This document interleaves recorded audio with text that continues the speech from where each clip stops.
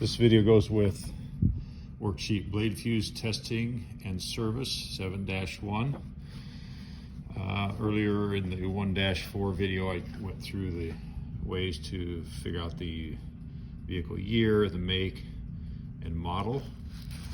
So we'll just move right on into items.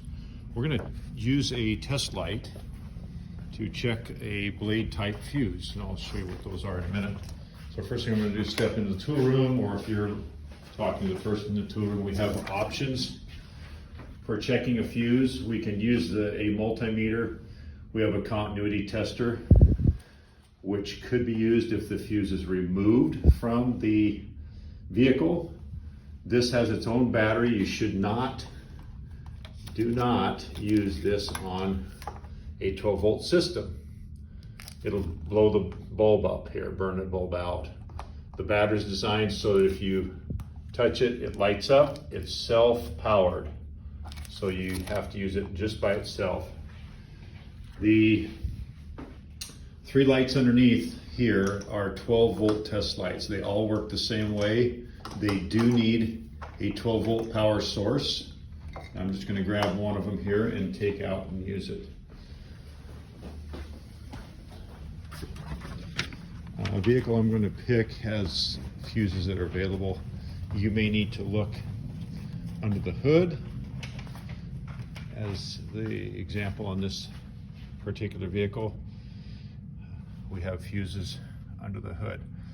They could have a battery junction box, which is relays and heavy fuses, 30, 50 amp fuses.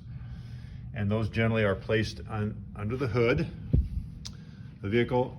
And many times now, because there's so many circuits, they'll take these other smaller fuses that you see on the upper part of the black box that are listed,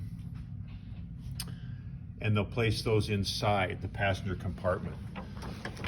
I don't think that's the case with this vehicle. It appears that they've all been placed out underneath the hood. This is an older vehicle. This is a 97. So this light, the first thing you always want to do with a test light is check it and make sure that the light is working. You have a positive and a ground post of the battery and cables connecting to those posts. And I'm going to put the light across the 12-volt battery, and it does light up. So that's done two things for me. It's told me that the light does function and is working. It also tells me that this connection here on the ground side is a good connection. Now if I go elsewhere around the vehicle and check for power, I can trust that I don't have power if the light is not lighting up. If I put this on the battery and I didn't have a good connection, obviously it's disconnected there, and I touched it, now I can see I got a problem. My light's not working. So if I didn't do this test and I just randomly selected a ground connection, I might be out here testing and making mistakes because the light's not lighting up, and I think that there's no power, when in fact the problem was that the light was not connected properly. So I always test the light first before I go any further to save wasting time. So now I have a good connection there. Next step is to locate the wiper fuse, locate the windshield wiper fuse, and then I'm going to just use some random fuses out here because I'm just giving you the method. I'm not going to give you the exact answers.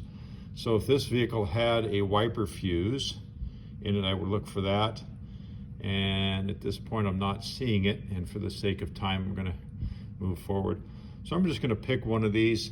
If you look on the left side, or the middle column on here, they have a number 15A, that's 15 amps, 10 amps, 20 amps. That's the rating of the fuse, and that's what they're asking for in these questions here with the 6 and 5. That's what we're looking for. Now there'll be a recommended, these numbers you see are what's recommended for this vehicle, such as the horn fuse, should be a 10 amp fuse. And the fuses are also numbered as well as color coded. You can see the red here is a 10 amp.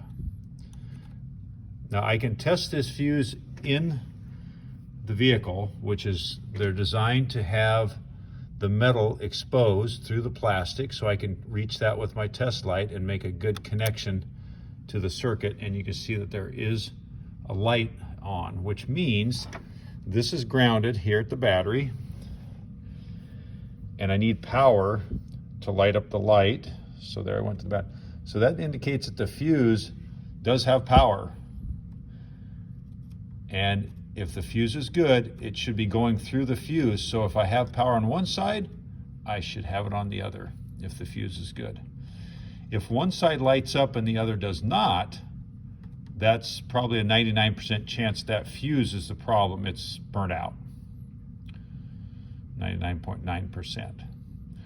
If I touch, I'm going to find one here that does not have power because it's switched.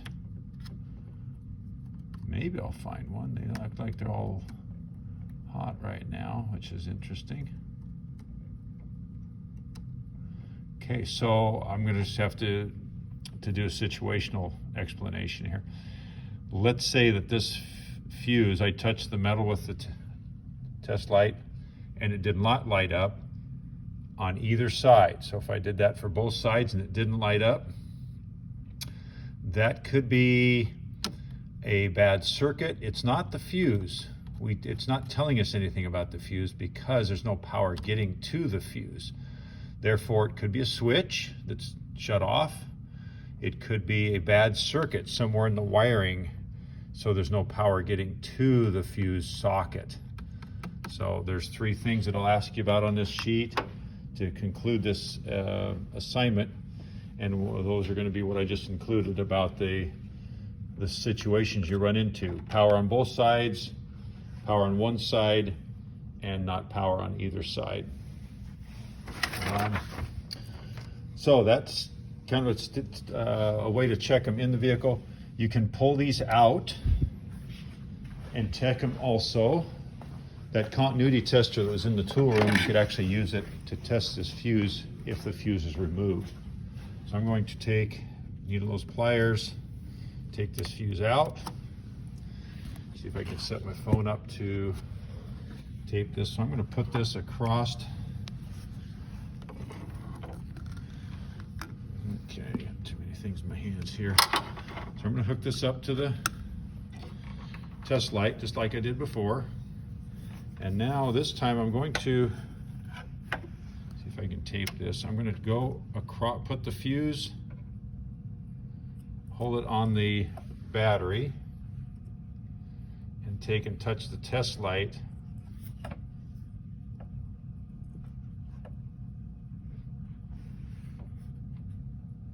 To this other side.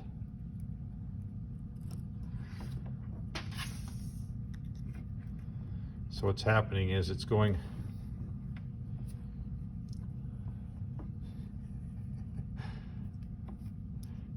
through the fuse